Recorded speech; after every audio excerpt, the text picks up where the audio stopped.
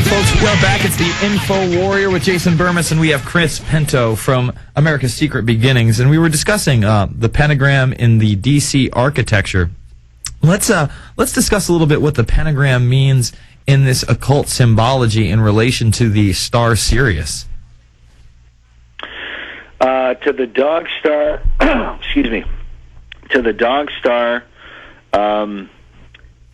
Sirius, the pentagram, well, we talk about a couple of different levels. One, we talk about, because what we're trying to prove is whether or not Pierre L'Enfant and the guys who were designing this street layout at that time, if they had knowledge of this, if they knew about it somehow or other. Although the pentagram does represent, in Masonic lodges, it does represent the blazing star, they call it. And Albert Pike, in his book Morals and Dogma, writes about how the blazing star is at the center of every Masonic lodge. Now, I've never seen one in a lodge myself in the way that they describe, but from what I'm told from former Masons, every Masonic lodge has in a hidden location a pentagram that they call their blazing star, and it dates back to ancient Gnosticism. And to the Gnostics, the pentagram was a symbol for the dog star Sirius, which is very significant because for the Masons and the occultists, the light behind the all-seeing eye on the back of the dollar bill, the light that shines behind the eye is not the light of the sun, as some people think. It's the light of Sirius that is illuminating the eye. And one of the depictions of that, if you were to go into a Masonic lodge, and you can find them online, the imagery, but you'll see some kind of drawing, and they'll have the eye in the center, right, and there'll be light shining around it, and then there'll be the sun on one side and the moon on the other side. Okay, so you know that the light behind the eye is not the light of the sun. And what they're symbolizing there is the sun and the moon represent the male and the female principle. And these are the basics of alchemy. And they repeat this over and over again in the imagery in Washington, D.C. If you go and stand before a lot of the government buildings, you'll see on one side there'll be a male figure, and on the other side there'll be a female figure. That represents the sun and the moon to them. And then in between them, in a triangle formation, usually like in the upper part of the building in a tympanum, there'll be some kind of a figure there that represents a perfect ideal. And it's justice, or it's, labor, or it's, truth, purity, something like that, that represents a perfected ideal. And that's the formula that they use in the occult. But as it pertains, for example, to the eye, this takes us now, we were talking earlier about Pythagoras and how the pentagram is a Pythagorean symbol. According to Pythagoras also has his Pythagorean theorem, where you've got a square plus b square equals c square, right? We all learned that in high school and so on. But for the Mason and those who are involved in the occult, it represents the male principle plus the female principle equals the offspring of them both, which is the perfected being. And this is a symbol for their Masonic Christ, their New Age Christ figure. And that's ultimately what's symbolized by Sirius, by the pentagram and the all-seeing eye floating above the pyramid. It's a symbol for their Antichrist that they all envision and hope will come into the world at any given moment. And they all write about this, of course, and we talk about that through the series as well.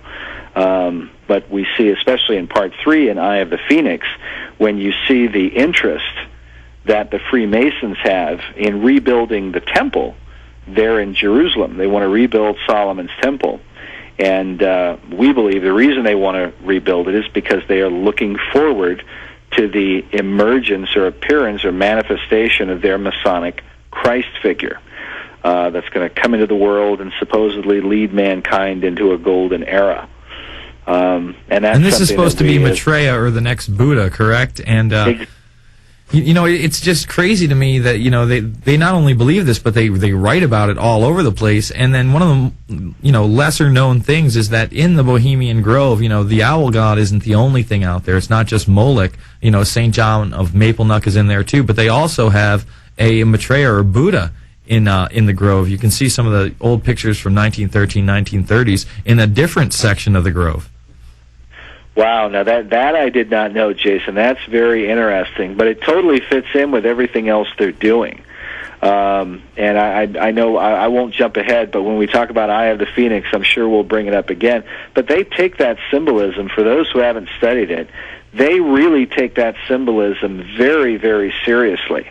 I mean, not just in America, but all the way around the world. And this is one of the things that comes out in Eye of the Phoenix, where apparently in honor of a Maitreya image, an image of this fifth Buddha, you have dignitaries that show up all over the world for a special event. But we can go into that more later. But yeah, it's I'm going to have to email you those photos, because when I saw it, I was like, wow, it looks like, and there's been some emails back and forth with this individual that believes that the Bohemian Grove is actual an occultic nematome, and that is, it has different sections for different religious beliefs, but definitely has that Maitreya statue there, and it's quite alarming. One of the guys that you talked about earlier, that the Masons are very into, is a guy named Manly P. Hall, and you guys go to the Manly P. Hall Society throughout the series. And the curator is one of the guys that gets interviewed pretty heavily there. And he seems like, a very, educated man. He's obviously into this. He seems very reasonable, but then you start talking to him, and you talk about, what his concept of quote-unquote Lucifer is. And he believes it's just knowledge. It's just the pursuit of knowledge. Hey, can you talk to that? I mean, there are some that in the occult that seem to believe that this is, again, Lucifer, the light, all this stuff is just, the pursuit of knowledge. Other people believe it's a metaphysical or physical being. Yeah, it's. I mean, even in their circles, I don't know that everybody would clearly agree. And you learn that at the more you read their stuff and talk to them. Some would see Lucifer as a very real being or very very real person, and others, like you said, would just see him as kind of a force, or that knowledge was really Lucifer.